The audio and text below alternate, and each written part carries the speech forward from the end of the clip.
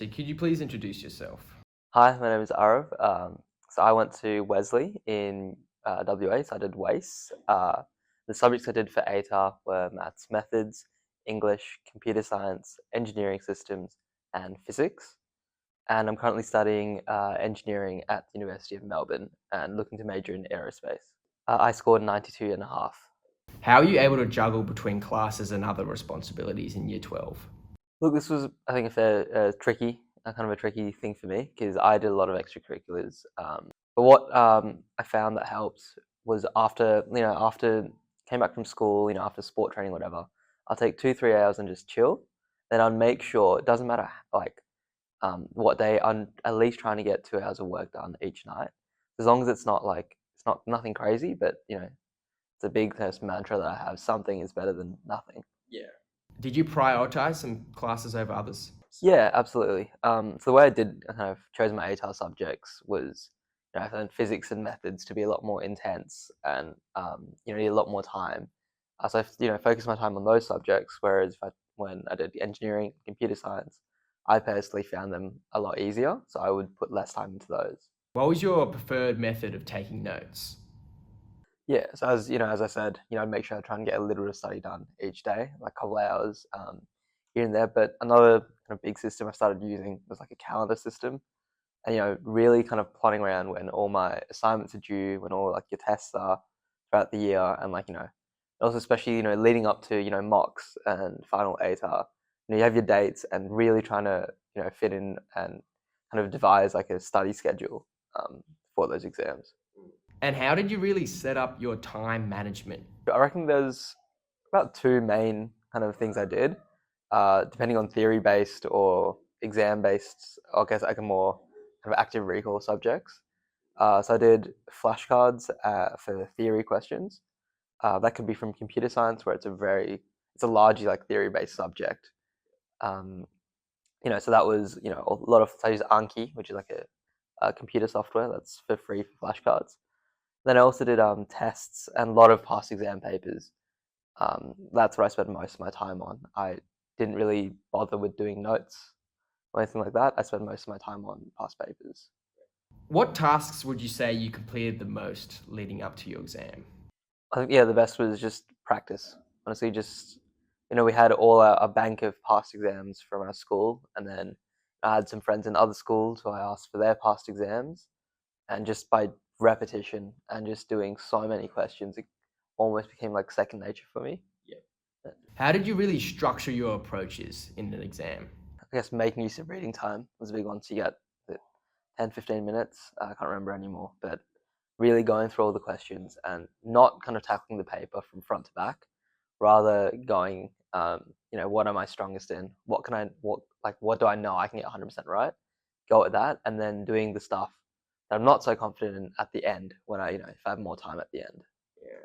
How did you go completing WACE? Do you regret any choices in your subjects or any other decisions you made for your curriculum?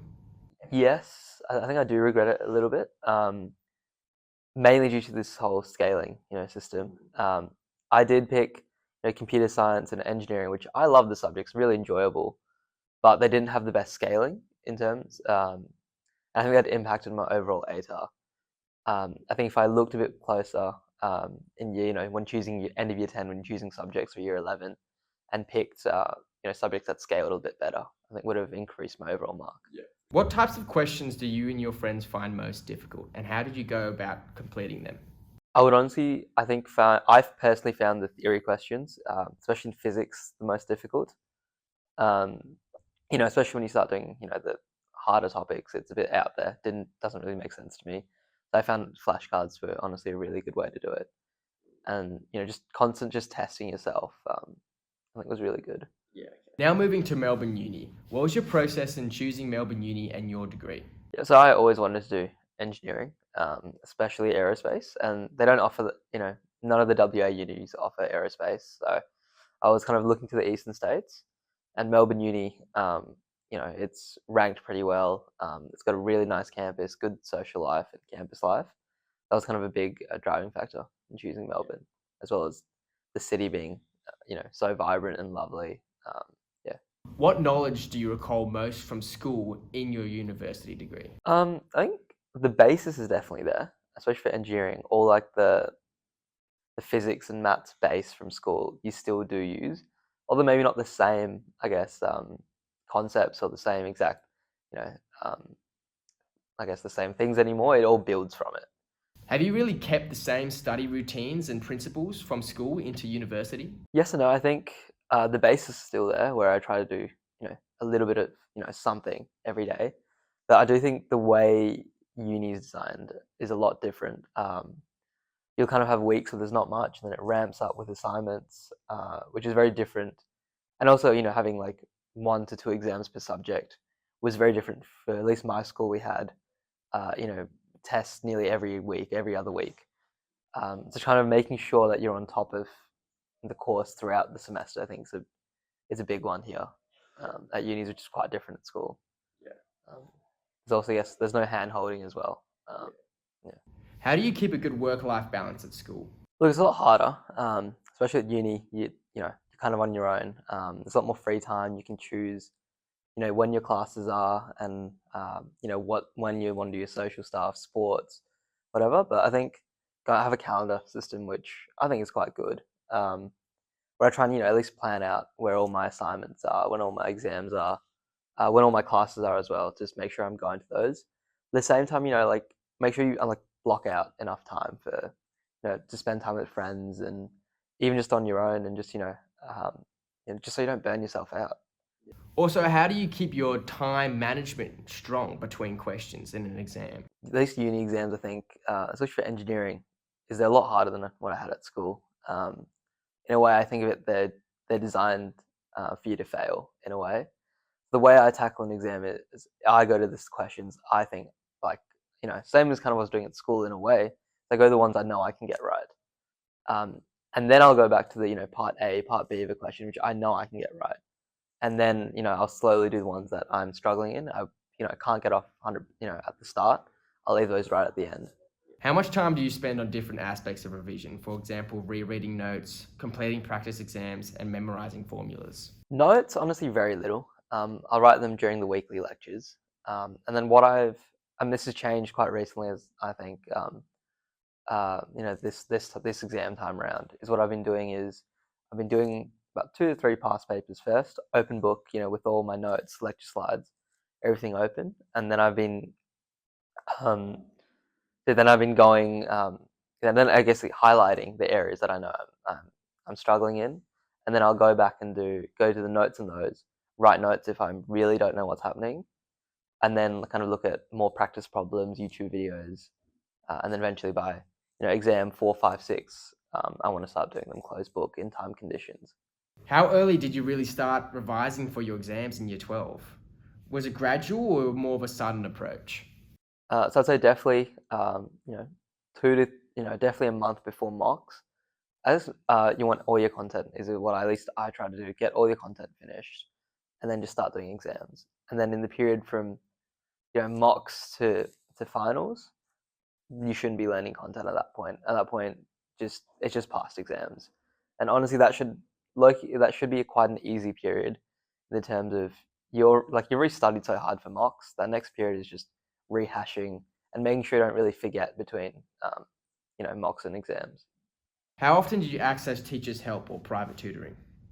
I didn't do private tutoring, but teachers' advice constantly, especially for English, because the way I think with your long response, even short responses, I guess.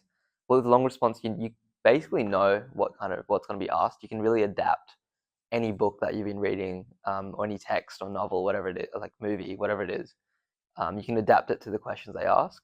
Basically, I'd written a skeleton, throughout the whole year, and then, constantly getting the teacher to check that over, um, and then, improving it. So then, by the time I was going into mocks or finals, I already knew what essay I was going to write. Do you spend the majority of your time studying by yourself or with others? I prefer, I think, studying with others. 2 ways. One, I guess it's indirectly you're spending time with friends, and 2, it's also it's good motivation. So I found that was a good way during that break before ATAR exams. It's just a good way to spend time with friends, see them. You can take study breaks with them. every few hours or whatnot. But also it's a good way to keep each other in check. And I found I'd get a lot more distracted if I was just studying at home. To students heading into their exam now, what piece of advice would you give them? Don't overstress. Don't overthink it. It's not the be all end all. Just a score in the end, and there's definitely other ways to do what you want. Thing is, also in the lead up, don't study too much. Like, make sure you're still doing the things you love. Like, go to the gym, go to the sports, spend time with friends. Don't like lose all your hobbies. For this month, just for this one exam. And honestly, I think you'll probably be better prepared. I guess you'll be happier when you go into studying, and you'll be more focused. If you really do just take breaks and do things that you like. Do you have any key tips and tricks that help you get through year 12? I think similar to my last answer, it's not just enjoy it. I mean, it's your last year of school. You won't be there again, so just make the most of it. And I loved year 12. It was probably one of my favorite years at school, looking back, just because it was the last of everything, the last time you're around all your schoolmates, really. So just enjoy it. How did you handle the stress and pressure of year 12? Yeah, look, it is a stressful period. I think probably you found that as well. It's one of the things, just making sure you're doing enough things outside of academics and to really give kind of like a balanced approach to the year. But there's no doubt it's going to be a stressful time. I think nothing in uni is ever compared to that period of stress, and there's so much pressure that you get put upon you. But yeah.